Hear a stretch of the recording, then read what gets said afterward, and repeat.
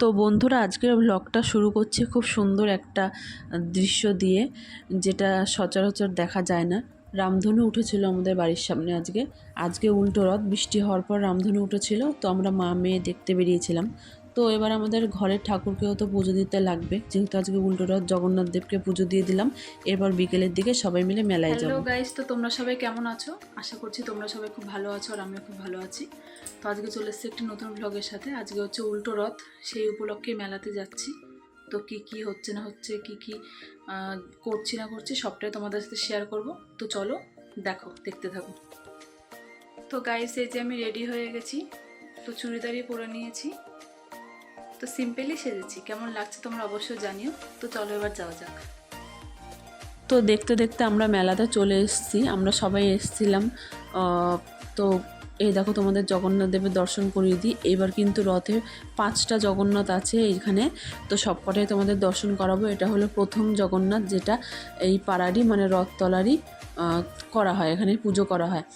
আর এইগুলো হয়তো আরও জায়গার থেকে এসছে। তো এই যে আর একটা জগন্নাথ ঠাকুর, এটা তো দেখতে খুবই মিষ্টি আর কিউটি লাগছিল।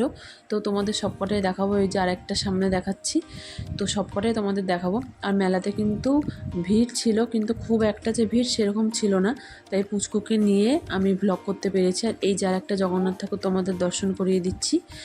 তো ওই সাইডে আর একটা আছে, যেটা আমি সামনে গিয়ে তুলিনি, জাস্ট দূর থেকে তোমাদের দেখিয়ে দিলাম। কেমন লাগছে তোমরা অবশ্যই কিন্তু আমাকে কমেন্ট করে জানিও। তো এখানে এসেছি জগন্নাথ দেবকে চিনি আর কলা দিতে। তো প্রথমে ভেবেছিলাম পুচকুর হাত দিয়ে চিনি আর কলাটা দিয়ে দেবো, কিন্তু পুচকু তো দিতেই চাচ্ছে না, কারণ এদিক ওদিক এত আলো ঝলমল করছে।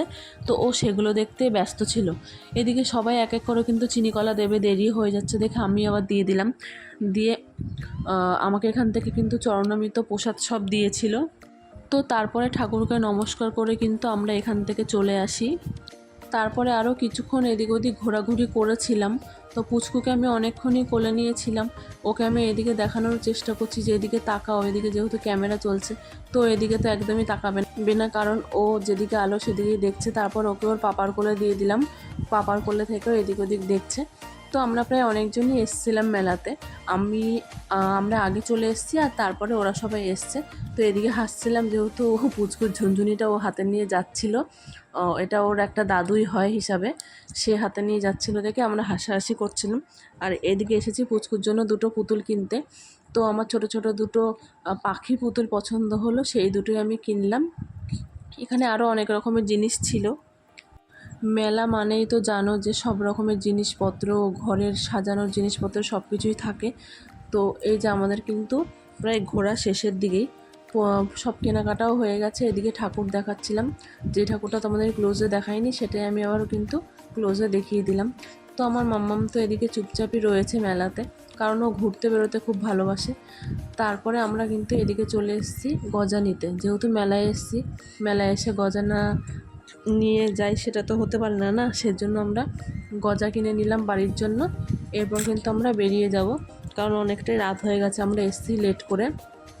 আর ওদিকে পুচকুর জন্য একটা বেলুন কেনা হচ্ছিল। আমরা কিন্তু মেলাতে এসেছিলামই রাত 9টার দিকে, সেজন্য আমাদের বাড়ি যেতে যেতে 10টা। আস্তে আস্তে পুচকু ঘুমিয়ে পড়েছে। হাই গাইস, তো আমরা মেলার থেকে এখন চলে এসেছি। তো তোমাদের সাথে সবটাই শেয়ার করলাম। তোমাদের কেমন লাগলো অবশ্যই আমাকে কমেন্ট করে জানিও। আর আস্তে আস্তে তো পুচকু ঘুমিয়ে পড়েছিল, তোমরা দেখলেই। তাই আসার সময় বেশি তুলতে পারিনি, তো যেটুকুই পারলাম তোমাদের সাথে শেয়ার করলাম। আমার ভিডিওটি তোমাদের কেমন লাগলো অবশ্যই আমাকে কমেন্ট করে জানিও। আর ভালো লাগলে লাইক এবং সাবস্ক্রাইব করে দিও। তো চলো টাটা, দেখা হচ্ছে নেক্সট কোনো ভিডিওতে।